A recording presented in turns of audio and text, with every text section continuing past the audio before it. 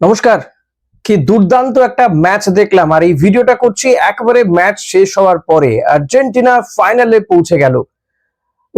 সেমিফাইনালে তারা ইংল্যান্ডকে 2-1 গোলে হারিয়ে ফাইনালে পৌঁছে গেল লিওনেল মেসির আর্জেন্টিনা। তবে আজকে মেসি কোনো গোল করেনি, কিন্তু দুটি গোলের ক্ষেত্রে তার অবদান একেবারে অনস্বীকার্য। কি দুর্দান্ত একটা ম্যাচ, দীর্ঘ সময় ধরে 1 গোলে এগিয়ে থাকে ইংল্যান্ড। ফার্স্ট হাফ 0-0 ছিল। আর্জেন্টিনা এবং ইংল্যান্ডের এই টাফ ফুটবল ফার্স্ট হাফে শেষ হয়ে যায়। এরপরে সেকেন্ড হাফ শুরু হয়, সেখানে কিন্তু আর্জেন্টিনা আরো তেড়েফুঁড়ে ওঠে। যদিও ম্যাচের 55 মিনিটে অ্যান্থনি গর্ডন তিনি ইংল্যান্ডের হয়ে প্রথম গোলটা করে যান, এবং সেখান থেকে একটা সময় মনে হচ্ছিল যে এই গোলটা শোধ করা আর্জেন্টিনার কাছে বোধহয় দুরূহ ব্যাপার।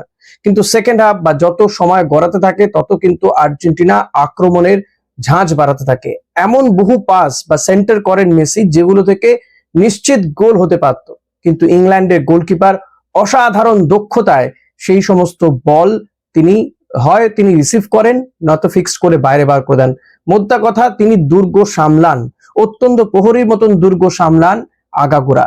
বেলিংহাম, যাকে আমরা আগের ম্যাচগুলোতে গোল করতে দেখেছি, তার কাঁধে দায়িত্ব পড়েছিল মেসিকে আটকে দেওয়ার, এবং তিনি অনেকাংশে সফল, কিন্তু গোল করতে পারলেন না। হ্যারি কেন তিনিও নিষ্প্রভ থাকলেন, জ্বলে উঠলেন না।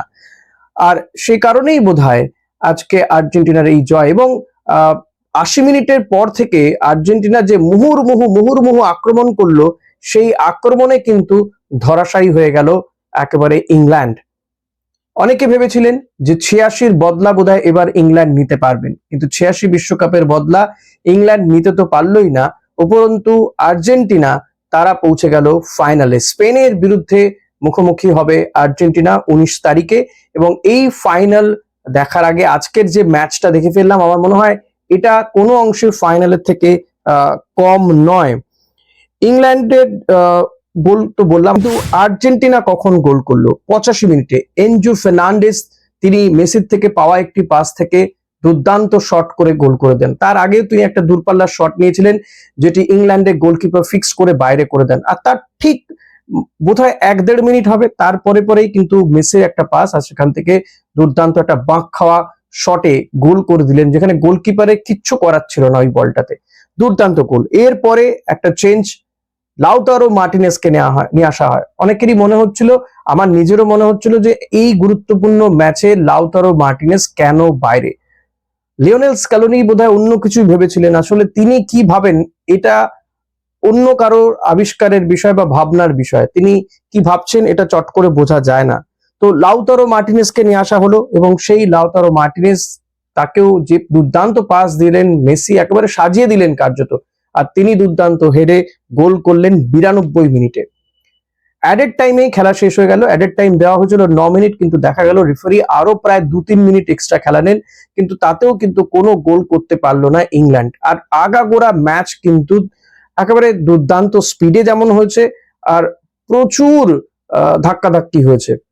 প্রেসিং ফুটবল যেমন ইংল্যান্ড খেলেছে, তেমন তারা বলে ফুটবল বডি কন্ট্যাক্ট গেম। আর বডি কন্ট্যাক্ট গেম কি হতে পারে সেটা আজকের এই ম্যাচটা যদি পরবর্তীতে কেউ রেকর্ড দেখেন তাহলে বুঝতে পারবেন, যে মেসি থেকে শুরু করে কিংবা অন্যান্য আর্জেন্টাইন ফুটবলাররা যখনই বল পায়ে নিয়েছেন, তখনই একের পর এক ইংল্যান্ডের ফুটবলাররা কিভাবে তাদের উপরে ঝাঁপিয়ে পড়েছিলেন, এবং খোদ হ্যারি কেন পর্যন্ত ফাউল করতে ছাড়ছিলেন না।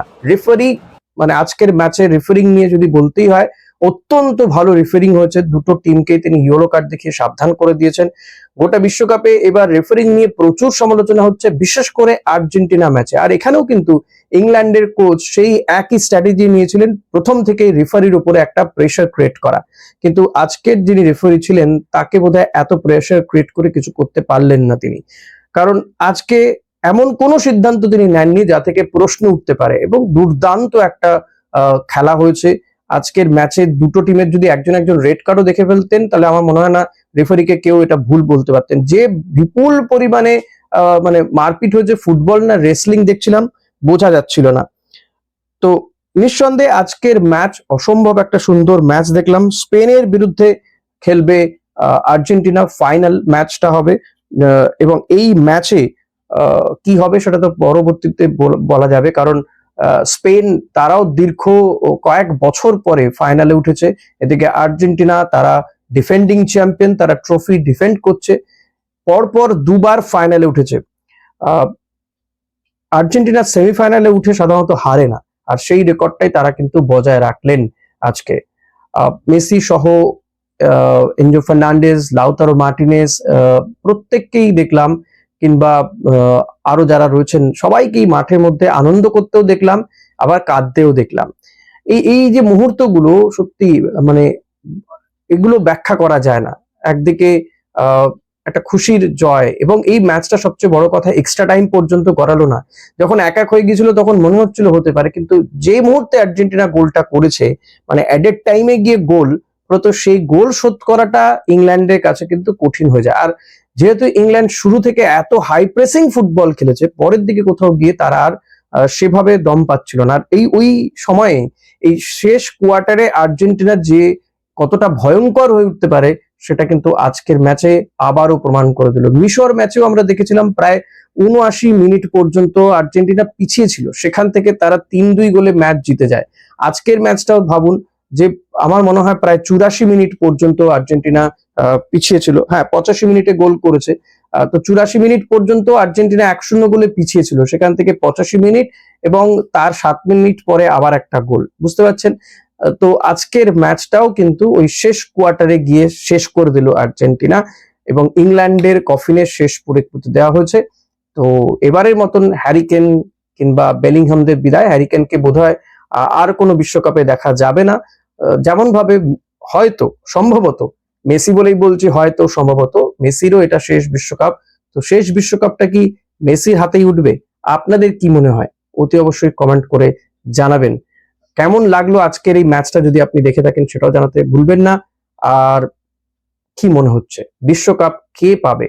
লিওনেল মেসি নাকি লামিন ইয়ামাল? কে পাবে, স্পেন না আর্জেন্টিনা? আপনার বাজি কার পক্ষে? অতি অবশ্যই কমেন্ট করে জানান। আর এই ভিডিওটা ভালো লাগলে লাইক করবেন, কমেন্ট তো করবেনই, সাবস্ক্রাইব করবেন যদি আপনি চ্যানেলে নতুন হন, আর ভিডিওটা শেয়ার করুন আপনার বন্ধুদের মাঝে যারা খেলাটা দেখতে পায়নি রাতের বেলায়। আর একটা বিষয় বলবো, যে আপনি মেম্বারশিপ নিতে পারেন, যদি তবে মেম্বারশিপ নিতে গেলে আপনাকে কিছু টাকার কড়ি খরচা করতে হবে। আমার আরেকটি ইউটিউব চ্যানেল রয়েছে, ঋষি হেয়ার, সেখানে পলিটিক্যাল বিষয় আলোচনা করি, সেই চ্যানেলটাও আপনারা চাইলে দেখতে পারেন। এখনকার মতো এখানেই শেষ করছি। ভিডিও ভালো লাগলে অতি অবশ্যই আপনার কমেন্ট কিন্তু চাই। Thank you.